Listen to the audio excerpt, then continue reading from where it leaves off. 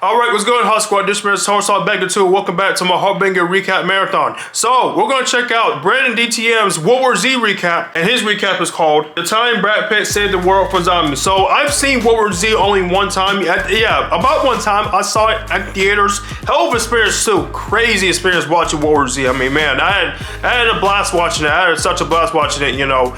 And it became one of my favorite movies of that decade too. Honestly, I believe it was one of my favorite zombie movies of all time. Definitely was, man. Definitely was. And I enjoyed the hell out of it. And also, I haven't played the game. I know there's a game came out years ago, but I don't think I ever played the game World War Z. But overall, I'm already excited to see this show. So, HawkSquad, further ado, we're gonna watch BrandonDTM's World War Z recap right here, right now. Let's check it out. Hit it, hit it, hit it, hit it, get it, get it, get it, get it.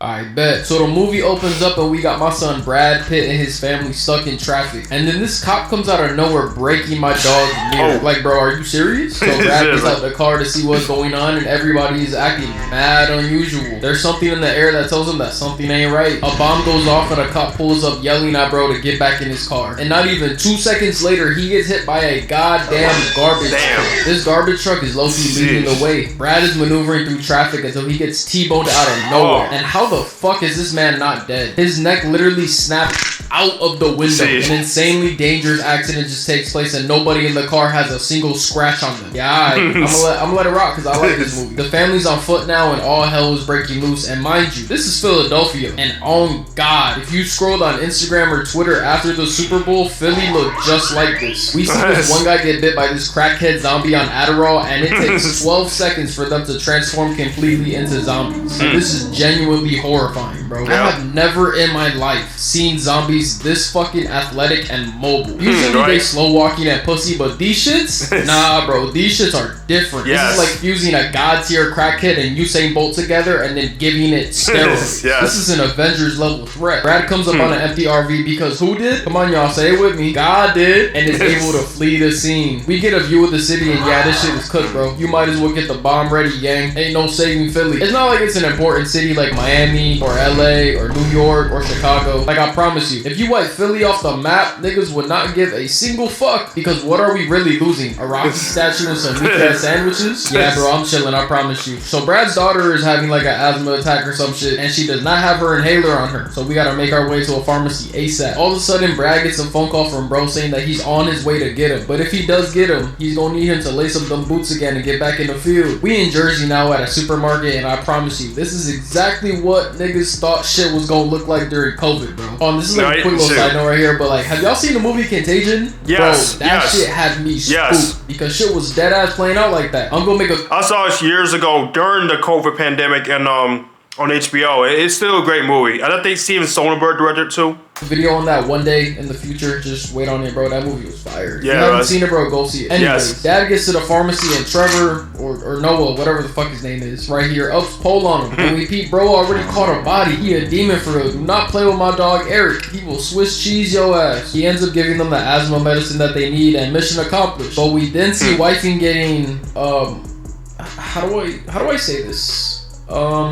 Yeah, we see her getting a quote-unquote jump, and Brad snipes bro for 200, saving our ginger queen. Like, ain't no way a zombie apocalypse is going on and the first thing on your mind is poom poom. Like, be so fucking for real. Priorities all out of whack. We pull up outside and these goddamn savages stole the RV. Like, damn, bro, niggas cannot have shit in life. Low-key, though, I can't even complain because he stole the shit originally, so that's karma, I guess. Brad calls up Brody and he's like, yo, where's the helicopter? And his friend's response is, we can't pick you up right now, but we could pick you up during sunrise. I promise you, that's my fault, gang. I apologize. Like, I dead would have crashed out. Oh my god. Like, bro, why are you playing with me like this? The worst thing you can do in a situation like this is give desperate people a false sense of hope. Nigga dangling a carrot in his face like, yeah, we gonna get you later, bro. Don't even worry about it. So now this family has to survive a night in the middle of a zombie apocalypse, bro. The family is stranded, but they stumble on these apartments and this lovely Mexican family lets them into their spot. Like, that is so kind. Y'all are better people than me. I'm not helping people for shit. That door is staying locked. So Brad starts messing with the radio and the police department talking about stay indoors and make sure you got enough food and water for 1 to 2 weeks. And holy shit, I done got PTSD all over again, bro. COVID done left some battle scars on your boy, I can't even lie. Everyone goes to sleep and it's the next morning and Brad's trying to tell the family to come with him, but they are not trying to leave. Nigga must think they finna get deported or some shit, bro. ICE is not after you, I promise. Zombies. They don't hear police on the radio and started panicking. Brad starts game planning, making a bayonet and using magazines as armor, and he is ready to go. So they leave the apartment and like, bro, are you not finna pray before you leave? I would have prayed 10 times before I left that bitch. I'm begging God for all his protection, but I'm not even tripping though, because I already know these Mexican folks done prayed for y'all already. That's just how the Mexican people are. They ain't good people. They gonna pray for you, gang. But apparently they did not pray for themselves, because once the white folks leave, the Mexicans' door is getting beaten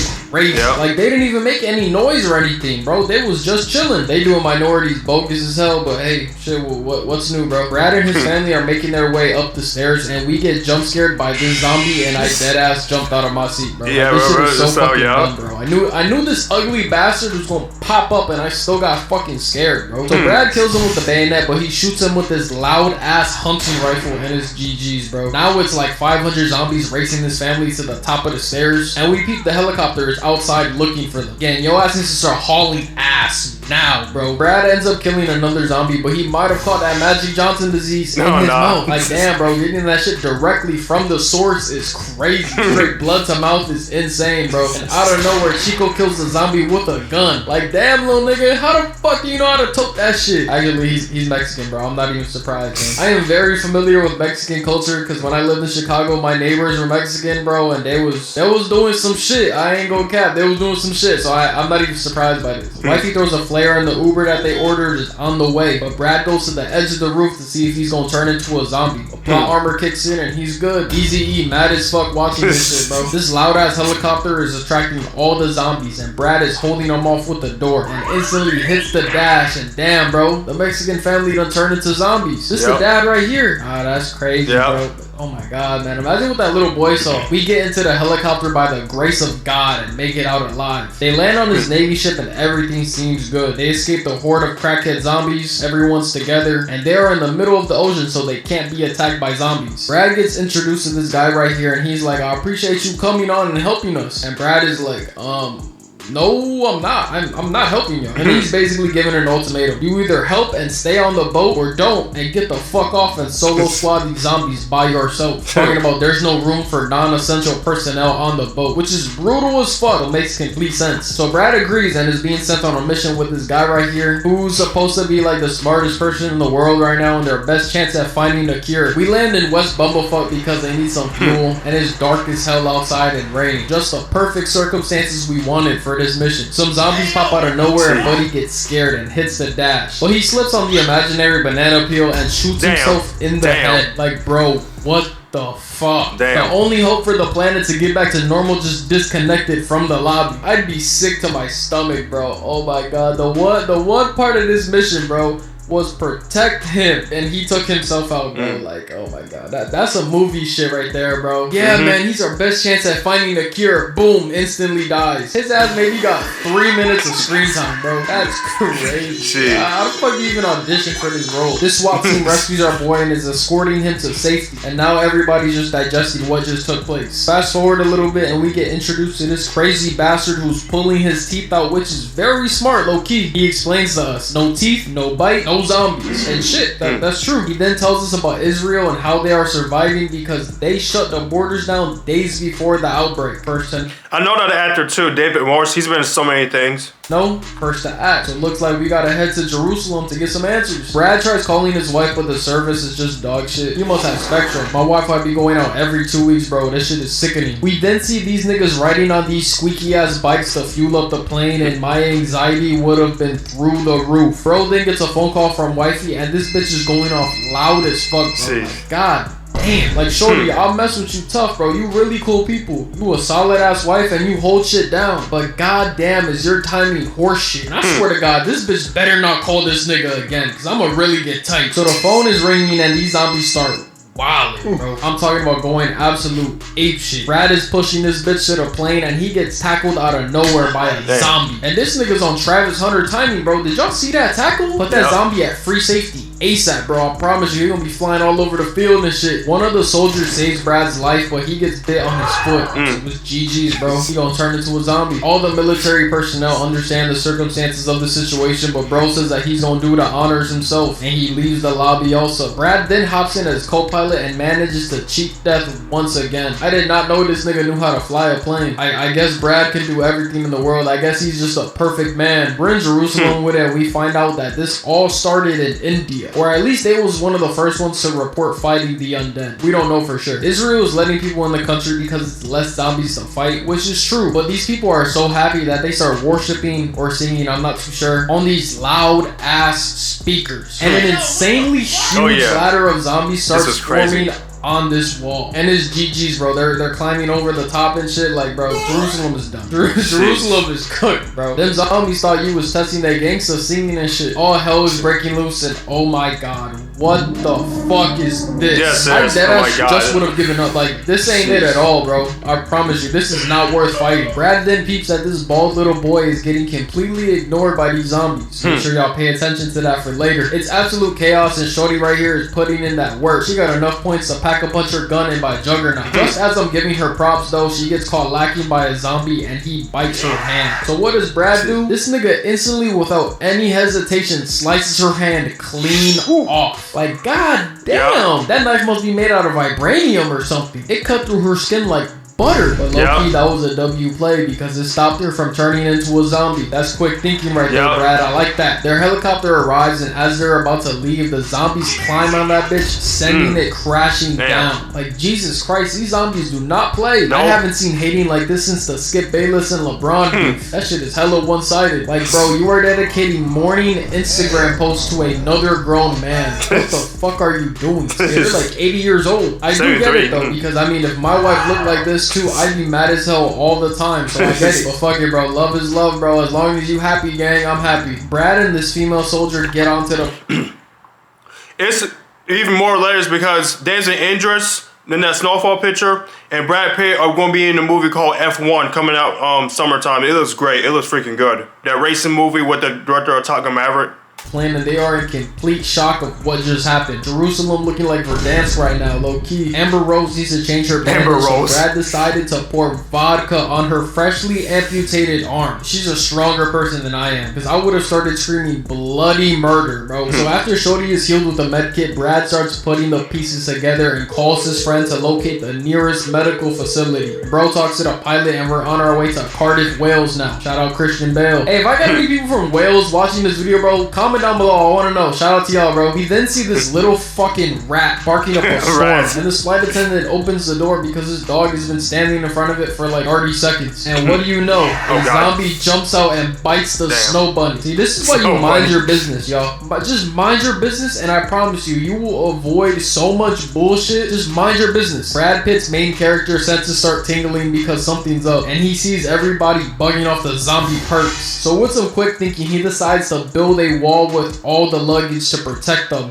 Like, I guess that might work. I don't know. I doubt it. This shit is like putting a band-aid over a bullet wound. That ain't stopping nothing, bro. These zombies are like Miles Garrett off the edge. You think a wall of 30-pound suitcases are gonna stop them? That's like having Nate Robinson try to guard Victor Wembanyama, bro. That's just not happening. So this dumbass drops one of the bags, and why this zesty-ass zombie turn around like that? It's practically game over now. The zombie knows that there's people on the other side of the plane. Everybody's getting bit and turned into zombies, bro, and all hell is breaking loose once again. So Brad decides to say fuck it, and he throws a goddamn grenade on the plane, making that big ass hole. It got the job done, so I guess it was effective. You cheated death before, let's see if you could do it again. Brad Pitt and Amber Rose strap into their seat and brace themselves for a crash landing. And what do you know? Like the main character he is, Brad Pitt survives. But he does have this big ass piece of metal stuck in his stomach. Like that shit is poking out the other side of his body. He manages to get out of the seat, and turns out Amber Rose survived as well. So So they make their way to the medical facility and they manage to get there, but Brad Pitt passes out. So that's good news, right? They made it to the medical facility safe and sound, you feel me? Like, they think everything is straight. Well, let me give you all the bad news. Because the Navy thinks this nigga is dead. So what do?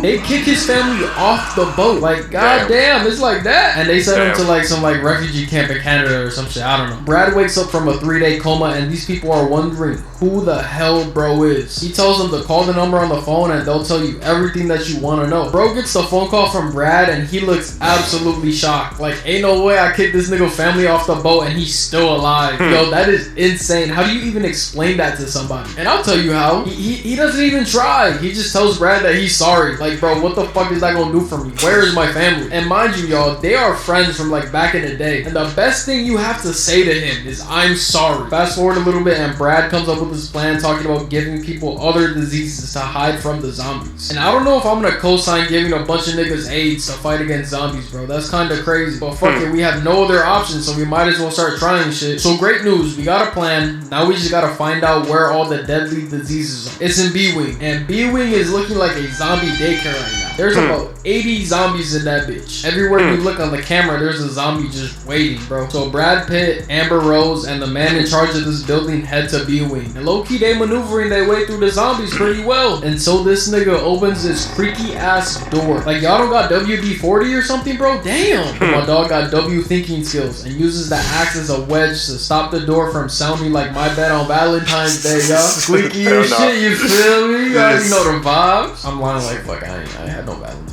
year. There is a major issue with doing this. Brad had to give up his weapon to remain low-key. It's a risky trade-off, but it was very much essential at that point in time, so I'm gonna let it rock. They're walking around and this big dumb buffoon, who has zero awareness on his My Player build, knocks the crowbar against this container, and it is so loud, bro. It is such a loud bang that all the zombies get alerted. And then y'all wanna know what happens next? Amber Rose doubles down on this shit by shooting the zombie with a gun. So it's really G-fucking-G's now. Everybody is hitting the dash now, and Brad splits up, causing a distraction, and he smacks the shit out of this zombie, murking him. Brad thinks that he's chilling right now. He stops to catch his breath, but when he turns around, he sees another zombie on demon timing, staring him down, looking like me trying to find an open bench on chest day. So he starts running, but Brad weaves and smacks his ass into the wall, and then he stomps his ass out just to make sure the kill is confirmed. Amber Rose and Hefe say fuck all this, and they run back to the door and barely make it in time. So now the fate of the world is all in Brad Pitt's hands. So he pulls up to where all the diseases are and starts grabbing everything he sees, like me at a Lotto concert. I can't sing any of the songs, but I'ma still be there though, front row and everything, just smiling and shit. He's about to leave and a zombie pulls up right in front of the door. Like, are you dead ass, bro? Of all the places you could be in this medical facility, you decide to pop up to the one spot, the very one spot where I need you not to be at. Brad really does not have a choice right now, so he picks a random disease and injects himself with it. And this zombie is testing his gangster, banging against the door and shit, calling him a bitch essentially, but Brad ain't gonna let none of that shit slide. And he opens the door going face to face with the zombie, and holy shit, it fucking worked. This crazy white bastard did it. My dog then stops for a little soda break and he aura farms like I've never seen before, because he is walking by these zombies like he's Moses parting the Red Sea. A cure is made for the entire world that camouflages people from the zombies. Brad Pitt gets reunited with his family and we get the good ending, yo. Alright, W recap, Brandon. W recap. And congrats to the 100K subs, man. But yeah, overall, yeah, man, what was it? It was a pretty good movie. It was a pretty damn good movie. The one scene that always sucks to me, like I said before, is that bus scene when all them zombies would sit and open that bus. Oh my god, bro, what the hell? That was insane, freaking insane shot, man. But yeah, overall, W recap, Brandon came up great with these. So HawkSquad, that is my conclusion of my HawkBanger recap react to BrandonDTM's World War Z recap. So enjoy this, please. Smash that subscribe button, like, comment, and share your thoughts. Have you seen World War Z? Have you played the game World War Z? I don't think I ever played the game World War Z. I don't think I ever did. But yeah, have you seen the movie multiple times? Have you played the game multiple times? And yeah. W recap, Brandon. Keep up great with this. So HawkSquad, please stay tuned because I have an exclusive HawkBanger trailer that I want to get through today. It dropped yesterday, and that is the cast announcement teaser of Avengers Doomsday. So HawkSquad, please watch out for that one.